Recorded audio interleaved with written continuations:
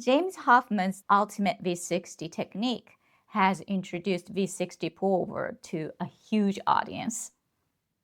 My own path with this brewer is different, rooted in Japanese coffee culture, where pour-over has long been about precision, balance, and flavor. I'm a Japanese roast master and brewmaster, raised in a tradition built on balance. Whether it's a Kalita, a Chemex, a V60, pour-over for me is about control and flavor. If your pour-over tastes sour, flat, or inconsistent, this video will help you understand why and what to adjust to get better flavor from your V60. It's not a step-by-step tutorial, but a deeper look at how this brewer really works. V60 is a simple brewer, cone-shaped, one single outlet, and spiral ribs inside.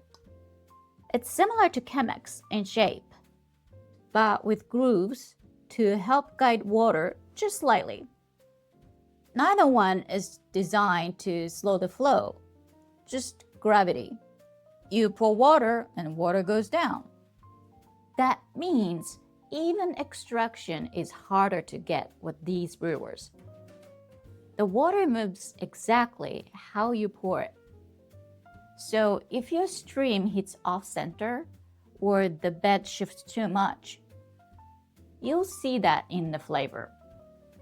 Flat-bottom brewers like Kalita don't fix bad technique, but the shape holds water inside the dripper a little longer, and that helps to even things out. A brewer like these give you full control, but it also means details matter more than people realize. This is usually where things start to feel frustrating. You follow all the steps from whatever the tutorial you picked, and your cup still tastes sour, thin, or just not how you hoped. It's not that you brewed it wrong. It's that the method you followed may have been designed for a completely different palate. Some people like bright, acidic coffees. Some people don't mind a bit of dry or astringency. If that's not what you enjoy, no amount of precision will give you a cup you actually want. Manual brewing gives you more variables to control, but a lot of people end up chasing technique because no one ever showed them how to taste coffee in a meaningful way. What most people are missing is a real understanding of their own taste and how to make adjustments that work for their palate, not just someone else's idea of balance. When I use a V60, I'm not really thinking about hitting a recipe or timing a swirl. I am watching what's happening in the coffee bed, in flow, and in the drawdown. I adjust every time because coffee reacts differently depending on the roast, the grind, the weather, everything. I pay attention to how the water is flowing through, how the bed is reacting, and how consistent the movement is. These are the kinds of details that affects how the coffee extracts, how balanced it feels, how much clarity you get, and what shows up in the cup. It comes from training your eye and learning to understand what your brew is telling you. If you want help building that kind of awareness, I teach step-by-step in my course on Japanese-style pour-over. You'll find a link below. You don't have to obsess over every movement, but if you start noticing these small details, you'll be able to adjust for better results without needing a new recipe every time. Sour cups from a V60 aren't usually under-extracted. They're overdone. It's one of the most common surprises I see. If your grind is too fine or you're saturating the coffee too aggressively, you can create clogging that slows the flow and drags the brew too long. That leads to a sour, over-extracted cup with very little balance.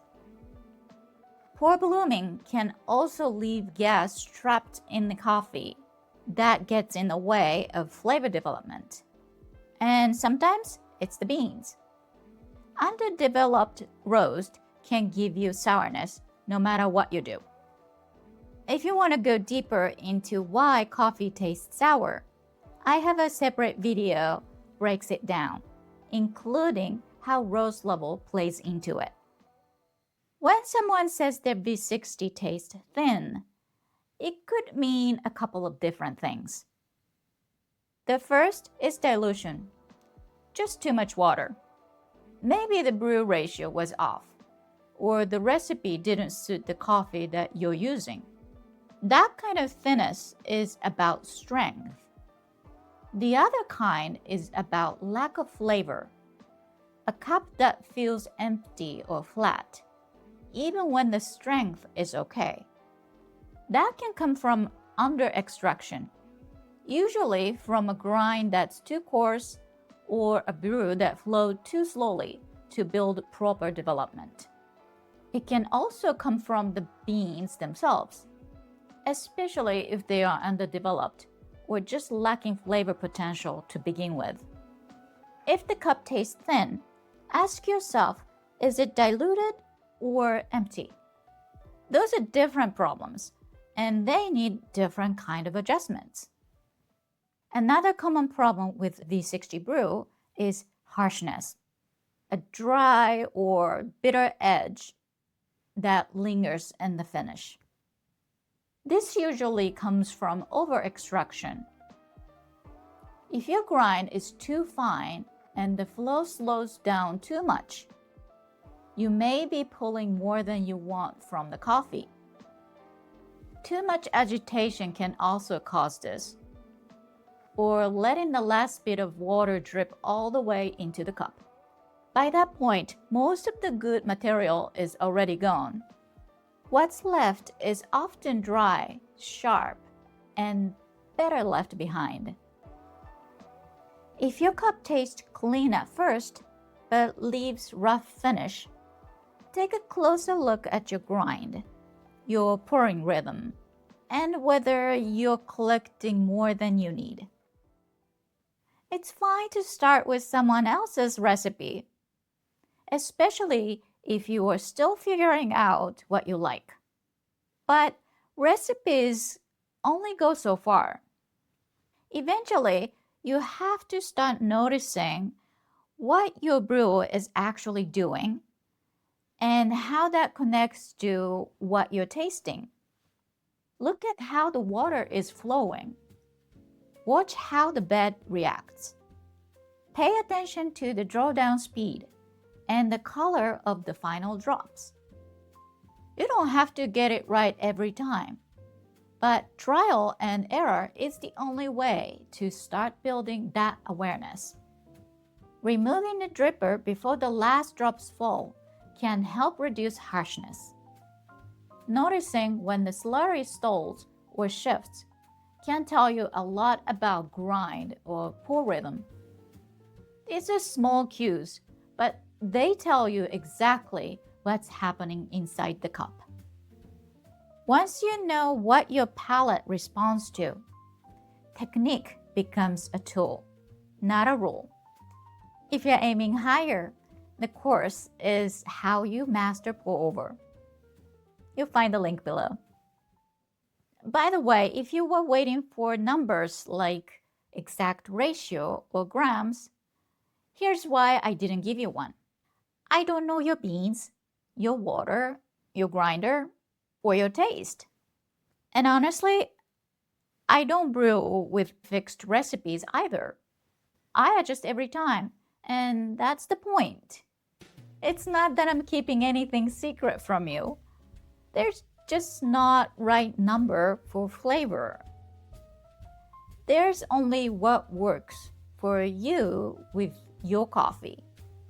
If this video made you want to brew with the V60 later, let me know by hitting subscribe. Thank you for watching and have a wonderful coffee day.